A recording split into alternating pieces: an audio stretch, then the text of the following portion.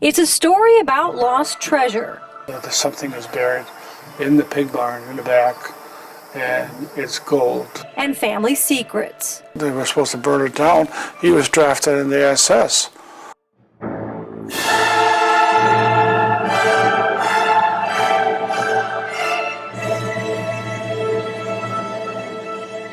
For as long as I can remember, our family would debate and analyze whether an old family legend was true. Nobody knows it was buried under the pig barn. You know, Dad, the people who bought the farm right after the Pines only stayed a few years. That's kind of odd because Germans tend to own homes for a long time and then pass them down to the next generation. They could have found the gold and fled. There were 3 owners before he bought it in 1993. Jeder hat etwas verändert immer in seiner Zeit. And everybody changed something. Growing up, my dad told me an intriguing story about my great-grandfather, Richard Pine, who was at one time the mayor of Berlin. A well-respected member of the community, Pine allegedly buried gold coins worth millions of dollars beneath his pig barn shortly before the Russians invaded his small community at the end of World War II. Pine and his wife Helena died a few years later, and according to their eldest son Richard, he witnessed this event and would later tell my dad the family secret in 1984. Why would he take me in the cornfield and tell me? He would never tell the kids. That's why his own kids didn't believe it. So I just got done interviewing some of my cousins in Nassau. And I was shocked because not one of them believed the story about the gold coins to be true. It was all secrets. That whole society was secrets. The war not only divided a country, but it split our family in half. Only when I have seen this letter he wrote to my mother-in-law, I only have seen it after he died, I said, it's so pity that I can't talk to him. Now that I'm an adult, I would love to talk to you and get feedback on the time and to better understand why are you as you are.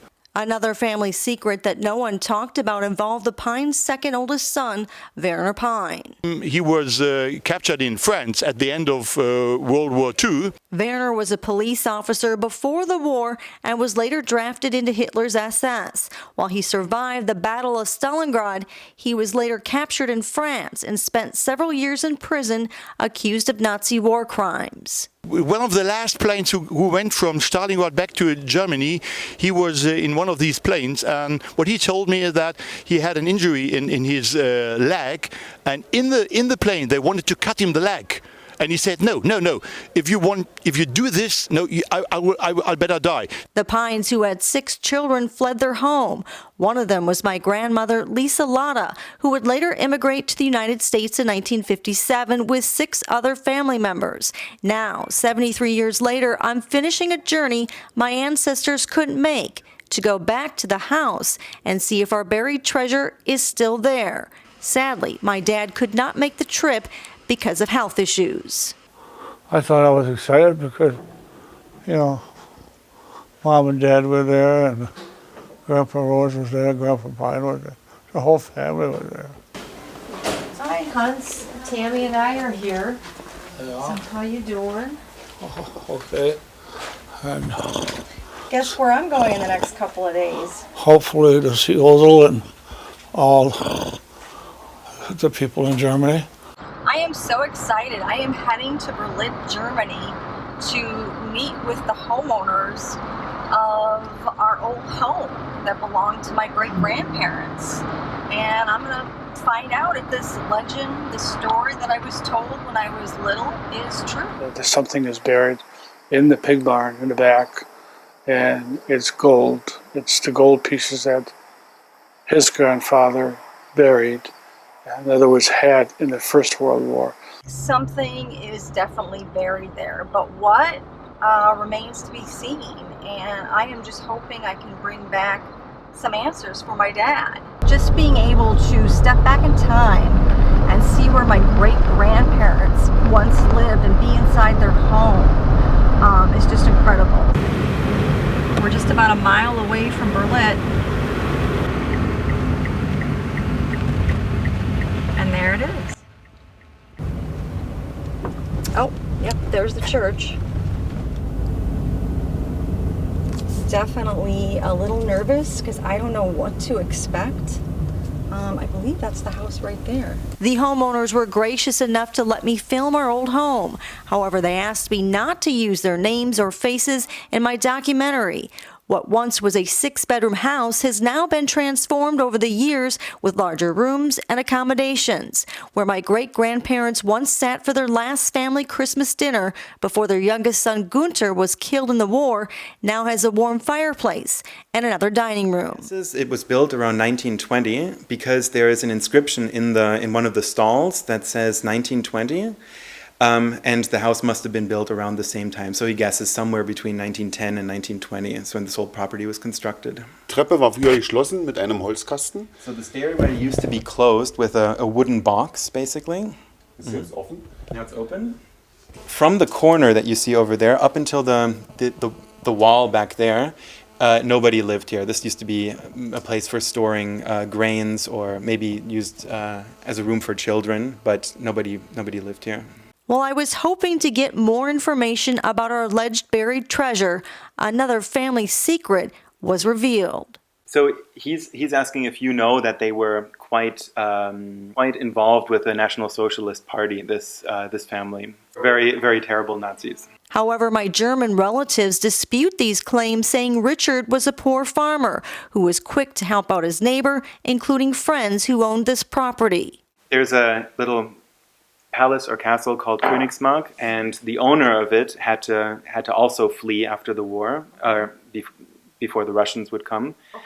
And that one of the Pines was the caretaker of that property. According to a 91-year-old neighbor who says he knew my great-grandfather Richard Pine, says there was a lot of evidence my family had money.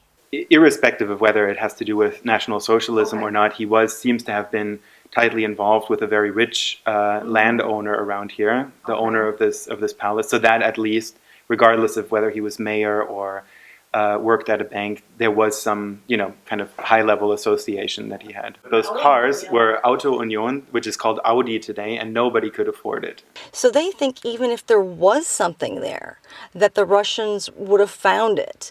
And I'm not so sure, because there's one other bit of information that my dad and I only know.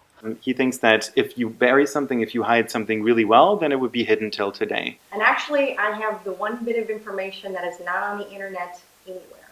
Apparently, after they buried the treasure, they put cement over it. So I just don't think anyone could have came in there and started digging. I mean, I've been asked questions over the years saying, why don't you just go and dig it up? Why don't you just go and look?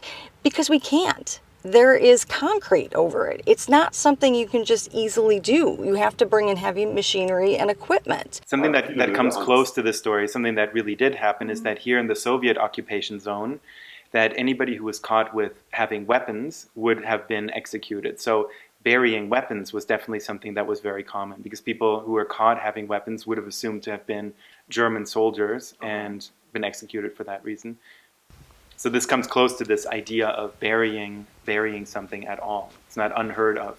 My German relatives believe if this story is true, it would make my great-grandfather a criminal, and that crime would be on their shoulders. I, on the other hand, feel we are not responsible for what our ancestors did, but we should learn from their mistakes.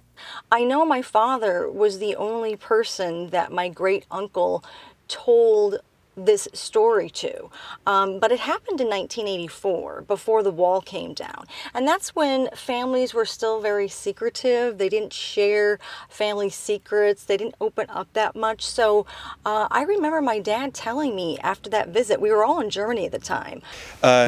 Chickens, geese, and Schweine, genau, and pigs. Concrete square that you see over there. Mm-hmm. Used to be where that other barn was that doesn't exist anymore. As soon as I walked into the backyard, I knew the story of our buried treasure was true.